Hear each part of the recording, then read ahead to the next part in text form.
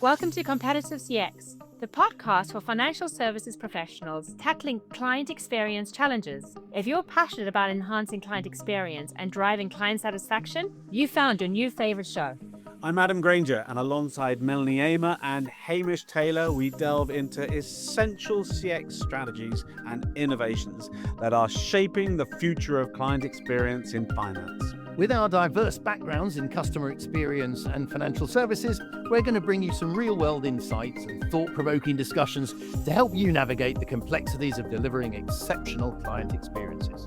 Whether you're a decision maker, a marketer, or anyone in a client-facing role in financial services, you'll find valuable takeaways to elevate your organizational CX strategies. So come on then, subscribe now and join us in transforming client experience and gaining that competitive edge. Let's dive in.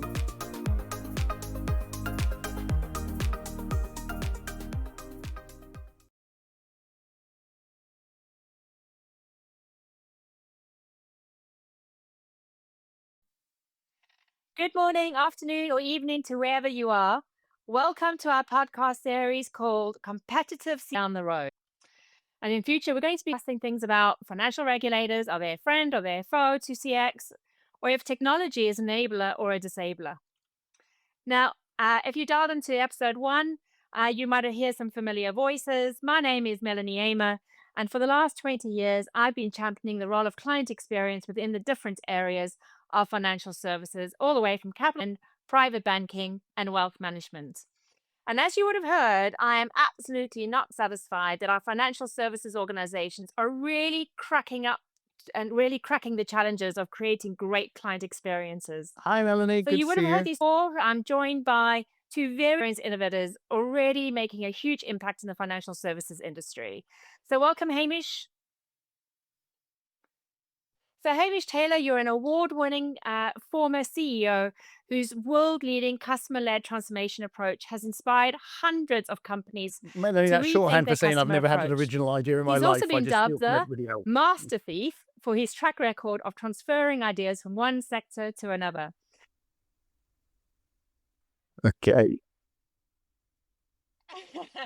Thank you. Hi, Melanie. Oh Hi, dear. Hamish. Well, I Hello, do everyone. really love listening to your examples about other industries as well, Hamish. And then we're also joined by Adam Grainger. Adam, welcome. And you're running a company called Accomplish, who's pioneered the measurement and understanding of the key drivers of great client experience. And you're enabling asset management organizations to pinpoint where their CX either stand out or underperforms. And we will be asking you to bring some of that thinking to the wider financial services community. And together, in financial services. And today, we're going to cover the topic, what is CX and who should own it? Now, of course, we're going to welcome your views and thoughts as we go throughout these different episodes. So please do leave us a comment or reach out to us directly. And if you're listening, we're going to ask you a little favor. We'd like to ask, we really do hope you enjoyed the podcast series, and we do want to I'll hear if jump you in. are not. Yeah, happy to. Now, You're onto right with our that, first Hamish? topic. Sounds good to me. Again, I'll what is just listen to CX? what you steal I it. can't Okay, wait. go ahead. So who's got a view first? Adam, do you I'm want to going to go get in first, or first. Hamish, yourself? Go first. Oh, that's hilarious. All right. So what is CX? To me, it's quite simple. It's an effect that your company causes every hour, every day, every month. Your marketing, sales, service teams will engage clients across all of their pre and post sale processes. These are the causes, but kind of, let's be controversial. So what? So you did something and you measured it. The crucial question is, what effect did it have? So let's explore effect. You can observe your effect in 1, what clients say, we call that feedback, and 2, what they do, we call that behavior. Feedback is subjective and often qualitative, whereas behavior is objective and always quantitative, measurable in, as Melanie was alluding to, in time or money. So, for example, did they click, read, watch, listen, return for more? Did they attend your events? Did they request meetings? And then, did they buy? Did they stay? And did they buy more? These effects make CX tangible, measurable, and so you can capitalize on it as a source of competitive advantage. Because if your CX underperforms at engaging clients, they will still give their time, but that time will go to your competitors. And that's where their money will go to, right? So hopefully what I've said was straightforward. So I'd actually like to spend the rest of my time on what CX is not, because I think this is not a well understood topic. And I'd like our listeners to be aware of 3 common mistakes so they can skirt them. Mistake 1: CX is not a one-off project. Okay, to add to what Hamish was talking about in a previous episode, when we were talking about, it being a source of competitive advantage, can you ever actually claim mission accomplished on a source of competitive advantage? The answer is no. You are likely at some point to run a project to change your CX. Yes, absolutely. But that project will come to an end. But on the day after, your company will still deliver an experience to clients. CX, therefore, is not a one-off project. It is an ongoing capability. Mistake 2 of 3. Mistake 2: CX does not begin with client onboarding. Okay, it's tempting to say that CX only starts when your prospect becomes a client. This idea has an attractive simplicity, but it's a mistake, because if you want to retain your clients and sell a second and third product to them, you will need to expose them to all of the marketing and sales processes that sit on your pre-sale experience. This is vital also because one definition of good CX is a promise met. And it's in the pre-sale experience that you make promises. CX, therefore, does not begin with client onboarding, but is an end-to-end capability spanning both your pre and your post-sale experiences. So building on that, mistake 3, CX is not a new title for client services. Typically, the client service function is responsible for the daily fulfillment. I know we laugh, right? But I've seen it so many times. It's just, oh yeah, the client service team will look after that. No, they have a job to do. Their job is the daily fulfillment of client queries and requests. Sometimes their remit can be broader, right? It can cover maybe all post-sale services. But whatever their scope is, that's their job. It's vital to the organization and it must be their priority. The goal of CX, however, is to ensure the efforts of all of the teams, marketing, sales, and service, that comprise and provide the client journey, or the efforts of all of those combine into a seamless, mutually supportive, client-centric experience. CX, therefore, is not client services. It is a cross-functional coordination task. All right, to finish, who then do I think should own it? Well, if it's all of those things, it's end-to-end, it's cross-functional, then we must have an individual that has end-to-end convening authority. Okay, they can call meetings and they can say, I identify an issue, we're misaligning this team and that team, we're confusing our clients, we need to create alignment. They need to have that authority. With that in mind, and while I've seen other options work, typically driven by organizational support for particular individuals, take that aside and look at the best theoretical ownership. In my experience, it's a head of client experience who is a peer of those other heads of marketing, sales, and service. No, but like what I was doing, Adam, right? So the organizations I've worked at, whether it be in asset management, capital markets, or private banking and wealth management, it's the sort of roles I've had in the past. And being relevant in those excos or in those senior leadership tables, making sure all decisions are aligned to those, right? Yes, and think back right to our first episode Yeah. when Hamish was talking about not seeing enough boards managing customer risk. The head of CX should have a CX scorecard that can keep them informed of, not just sales and ins and outs, but actually, what's it looking like from the client's perspective. Yeah. So to put all of that together, my answer to our question, what is CX and who should own it? CX is an effect that your company causes. It's measurable in time and money. And because of this, it is a source of strategic competitive advantage if you want it to be. It's an ongoing, end-to-end, cross-functional coordination task. Could not agree more, Adam. And Yeah, yourself, absolutely. Hamish, your views? Yeah, I mean, I'm going to pick up on a couple of those themes. I think that the end-to-end bit, particularly the cross-functional or whatever. But I'll give you, I'll give you a perspective from where I've seen it in different industries, I guess. And so, look, let's start off. Yeah, okay, what is CX and who owns it? Well, look, a lot of the work that I do with organizations is in what I call customer-led transformation. And that's working with organizations with a kind of process and tools to enable them to genuinely put the customer at the center of everything they do. So the output of that is the customer experience. So CX is actually the reason we exist as an organization. It's not an add-on to our product. It is our product. And to understand that, I think we've got to be much better at putting ourselves inside our customer's head, their state of mind, okay? If you can put yourself in your customer's head, then what you're trying to do is influence feelings. It's a reflection of how well you really understand your customer's world will determine actually what kind of customer experience they get. Sainsbury's Bank wasn't turned around by understanding Sainsbury's shoppers and what their financial product needs were.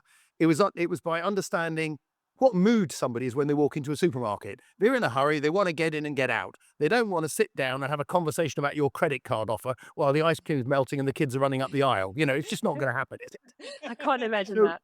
so you had to change the customer experience to make it them as easy to buy as the groceries that they were coming in to buy in the Yeah. first place. Okay. So, it's things like that become important if you're really going to understand what customer experience is. It's how you're influencing the way people feel and think. To do that, you've got to understand their levels of expectation, because they don't judge you on what you do. They judge you on what you do relative to what they expected. You've got to understand the influences on them, the customer's customer, if you like, because then you understand what's driving their behavior and how they see the world. That's the bit you're trying to influence. So in short, customer experience is about them and their world. It's not about what we do. And I think the biggest mistake that many organizations make is they think of a plan for CX based on what they're going to do for customers.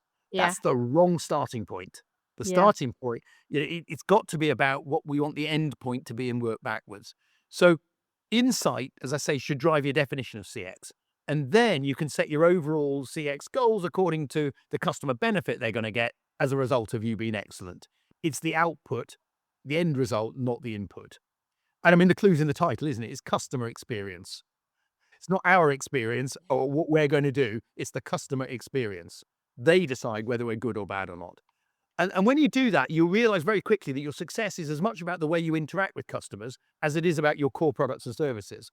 At BA, for example, I mean, the classic example of British Airways was the Arrive Ready for Business program, where you realize that the best test of a great customer experience in business class was how they felt when they stepped off a plane at 6 a.m. at Heathrow. Were they ready to do a day's work, or did they want to curl up in a corner and go to sleep? So how many smiles and thank yous do you get when they leave the plane at 6 a.m? Yeah. I mean, I think, and if you look at what was underneath that, it's about getting more sleep. It's about less hassle in the process. It's about getting refreshed at the end or whatever. It's not just about let's get the flight in on time. And therefore the offering became much broader than just an on-time flight. And that the total experience came in. So, what's CX in that particular case? Well, it's anything that enables the customer to arrive ready for business. Not just a product, how you talk to them, how you make them feel. Everything is part of that experience. That's a really interesting example. Yeah, it's an example I use quite a lot in keynote speeches, to be honest, Adam, because it's one that everybody can understand, because most of us have been in an airplane at some point. But it's a classic example of how things change completely because you thought about the output, not the input. And it led to things like the arrivals lounge, the idea of a lounge after the flight, we can have your breakfast. It led to fast tracks. It led to all sorts of things. So that's my kind of thinking about what is CX. As far as who owns it, I mean, very simple answer, everyone. But that's a bit trite. So let me go a bit further. It starts at the top. Of course it does. The big changes in British Airways during the 90s were driven by Colin Marshall, the chief executive, later chairman. He was the guy who drove the thinking. And what he also said was the interesting thing was, and get the culture right first. And in the next episode, I know we're going to look at culture, but he was very keen on that. Get the culture right first, then bring in the products and services. But it goes from, him right down to the front line. And I think the point about it is, it's got to go right through the organization. The only reason we exist is to serve customers. So everybody in an organization plays some part in doing that. So customer experience is not just about the smiley people at the front line in the branch or at the, the call center. It's about everyone. Achieve that ownership by all if you're going to get it to work. And ownership by all itself is a big topic. It's about, first of all, being multidisciplined, like Adam said. Absolutely. Up and Gamble, your brand team consisted of people from every other function. Yes, you were championing it and leading it, and you owned the profit and loss account, but you had representatives from every department that worked together on how you move your brand forward. At British Airways, I had the same thing. I created cross-functional teams to manage each of the brands. It's really. Can I quickly jump in? Yeah, That's no, really please, interesting. come on. Because when we say should be owned by all, to me, there's quite an interesting crossover there between that and what you're saying there, and what I was saying about it's not the same as client services. No. The organizations, not all of them, but most of the organizations, they just say, "Oh, we've got a client services team. They'll do the CX." They're palming it off on an already busy team, and they're saying the rest of us don't need to care. Yeah, but and yet there are so many things that other people do that influence, the customer experience in all departments, and we've got to understand that the engine room for the great customer experience is the rest of the organization. And I think to get everybody owning it, though, there's a leadership task in there as well. I say it starts at the top, how you see eyes, what language you use, whether you organize for your own convenience or for the convenience of the customer. You see that a lot in professional services where they'll organize, we've got accountancy, we've got tax, we've got forensics, these are with the same customer. The customer doesn't care how Yes. you're in organizing silos. BA used to be organized long haul and short haul. Well, that's crazy because I'm a business traveler. I'm in short haul going to Frankfurt one week, and I may be in long haul going to Singapore the following week. So two completely different bits of the organization looking after the same customer. So I reorganized brands according to premium, Concorde and first class, business, and then economy. So Yeah. things like your own organization, how you create excitement, getting champions through the organization, rewarding success. There's so many things in the list, which I'm sure will come to other episodes, that enable you to establish this ownership by all. So I guess my summary is, look, what is CX? It starts with insight. When I do the customer-led transformation stuff, percent of the time I spend in workshops is on the customer insight bit before you get into anything about what we're going to do. And when you've got that understanding, it then has to run through every part of the organization. So that to me is what makes it work. And I'll get off my high part. I love the passion. I love the passion, Hamish. I've been desperate. You're not letting anybody else get a word in. So go on you go, That's guys. good. Adam, Give it a mark. what's your thinking? You were going to jump in there. Well, I've jumped in a lot, but I had just one quick thought. Hamish, I absolutely, completely agree. It has to come from the top, and if a different message comes from the top, then there'll never be a head of CX. But would you? And I agree with you that everybody has to play their part. Would you put somebody in charge of the intermediate level of detail so that they can be on it on a day-to-day basis in support of the message from the top? You have to have champions. I mean, quite often when I'm working with organizations on this, I will set up a customer promise. Here's the benefit to the customer. And there might be 3 pillars underneath it, 3 things. That might be feelings that you want to create with the customer, as in the work that Melanie and I did a few years ago. It had 3 feelings. It might be specific things like refreshment, less hassle, more sleep, like it was in the BA one. And then what I'd suggest any organization does is have somebody that champions each one of those individual pillars, that can look cross-functionally and can actually then make sure, where are we doing it? Where are we not doing it? How can I share best practice from one bit of the organization to another? And so on. So I would always have a team. You would do the things that I was talking about, but you would do them by feeling in that sort of absolutely experience where you're actually moving a body, aren't you? And you've got to put your best people on it. That's the other thing. This is not some side project. This is core to your business. You want to put your best people. The brand managers of British if I go to Procter & Gamble Day, were future chief execs. They were the line management of the business. They were the ones in charge of the customer experience.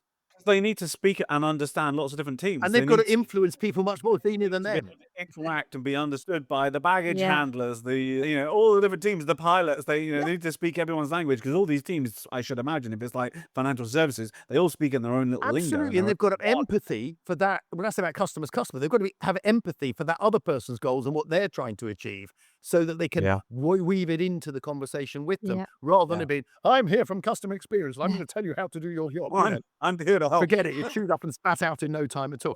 One question for you, though, Adam. You mentioned about the top. And for the work that you guys do, you produce an awful lot of statistics and an awful lot of understanding for organizations about what the customer experience is and whatever.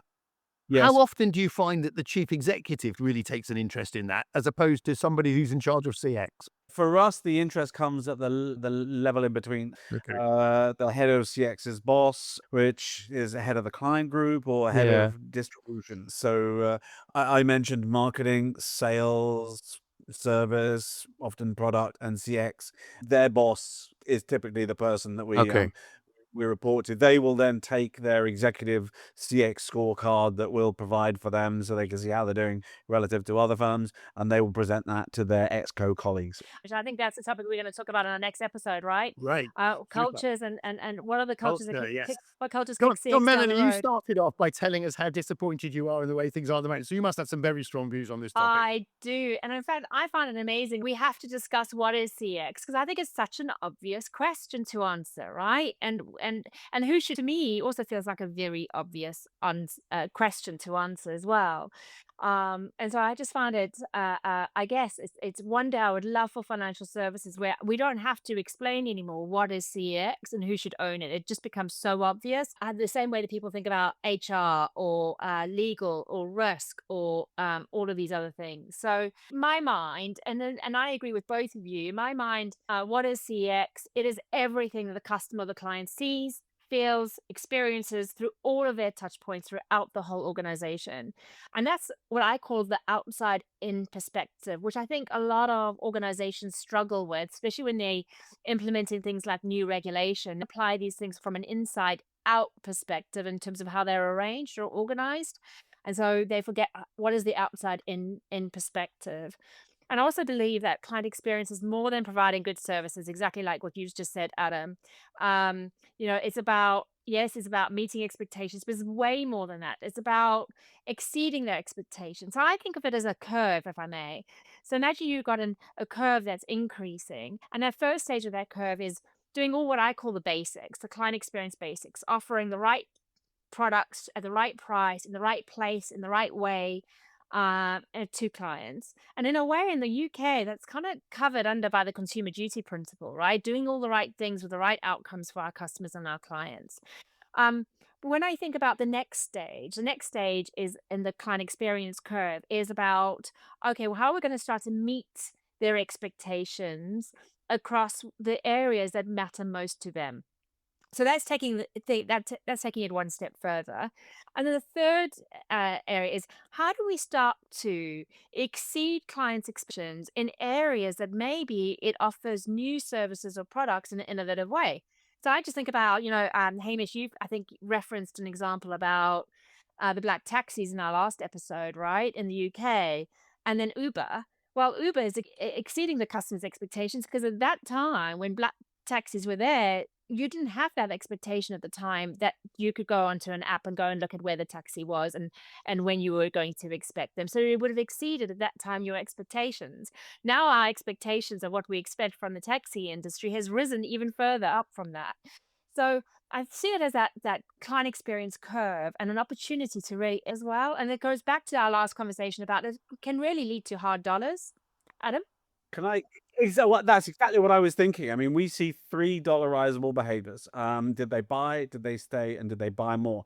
And I need to think about this. I've just heard your theory of the three stages of the curve, but I'm wondering if the first stage roughly aligns with getting them to buy and them wanting to buy. The second stage is then deciding, oh, I could stay here. This is a good place. And then the third stage, getting them comfortable where they where they buy more, where they buy a second and a And third even thing. beyond, they started they started to go beyond what they expected. In other words, we started to generate wealth together, both the firm as well as to the client, and they achieved things that they didn't set out to achieve. And I think picking Um, up on your expectations point, I think you've raised a really critical point here is I think actually for great customer experience, you have to exceed expectations. And the reason is this. People take it for granted when you meet their expectation. Okay. At Eurostar, we had really, really high customer satisfaction with the service. 90% of the letters I got were complaints. Why? Because we deviated from the expectation. We had, how it was handled or whatever came through. We've got to get to a stage where we know that the way you really spur customers into action or into thinking is when you deviate from the expectation. Otherwise, they take it for granted. That's easy to do when you go below the line. That's complaints. That's when you got it wrong.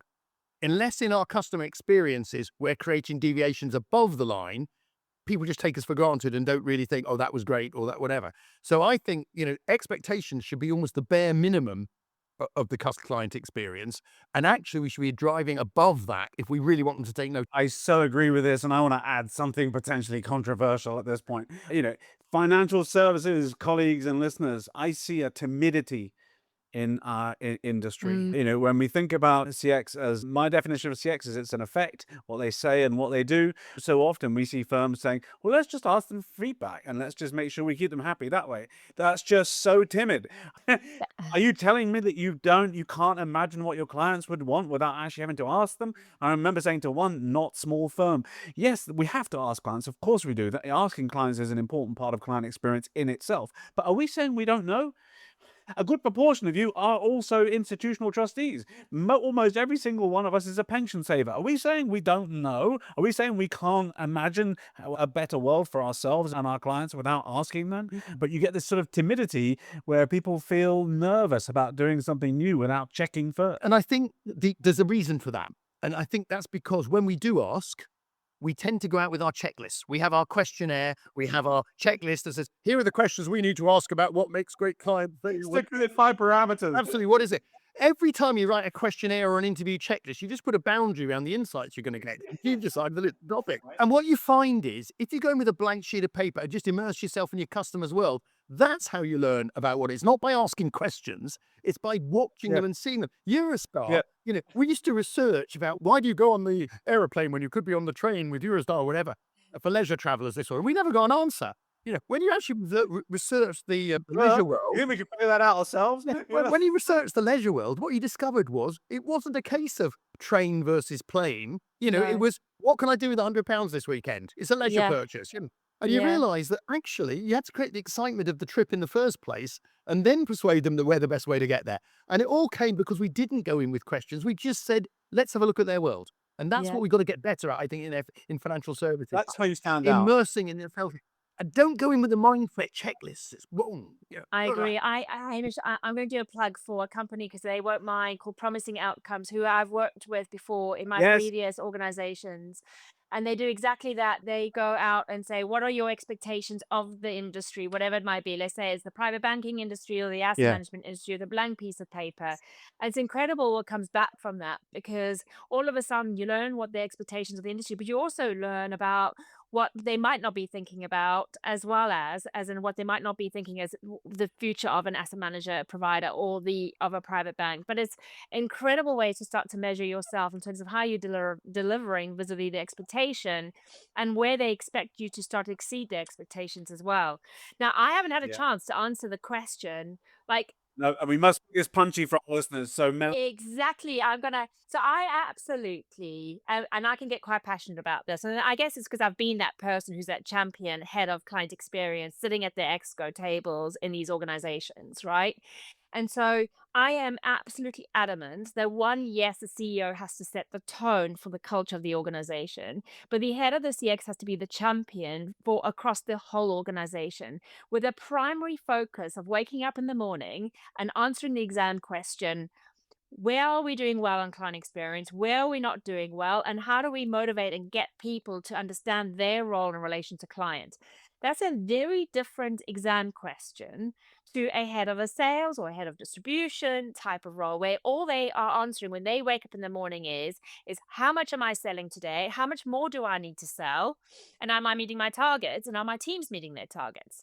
If I think about a COO role, typically that person's role is waking up in the morning thinking about cost, thinking about how to operate efficiently, and they're also trying to sort out fires as well. So you need someone to wake up in the morning with a pure focus on answering the exam question: where do we stand on client experience? What needs to be improved, and how can we make it better? And start to exceed in those moments that truly matter to our clients. So that's my view. I said what I came to say. Starts at the top. It starts outside with customer insight, and you got to get the right people doing it. End of story. Exactly that. I think we're all passionately aligned. So look, if you're out there listening to us, thank you for joining us. We do hope you found this conversation and discussion helpful and useful for your own environments and wherever you might be working. We'd like to hear from you as our listeners. And if you have subjects you would like to have us debate or discuss, or in fact, if you'd like to come and join us as a future guest, you're most welcome to reach out to us either directly or in the comment section. And if you like this episode, again, if I can kindly ask if you can share it now with a colleague or a friend, especially for those that will find this useful for what it is that they do in their work environments. Now, in the next episode of Competitive CX, we're going to cover the topic of What cultures kick CX down the road? Don't miss out. Wishing you all a lovely, good day ahead, and I hope too you can go and create a competitive CX. Bye, everyone. Thanks for listening to this episode of Competitive CX, the podcast dedicated to insights for financial services professionals tackling client experience challenges. We hope you found valuable strategies for enhancing client engagement in your organization. If you enjoyed the discussion, please subscribe to Competitive CX and leave a rating and a review. Your feedback helps us reach more finance professionals seeking to overcome their CX challenges. And you can stay up to date with the latest in client experience by following us on LinkedIn for resources designed to help you innovate and improve financial services. Join us next time as we continue exploring how to transform client experiences in finance. Until then, keep pushing boundaries and striving for excellence in the client experience.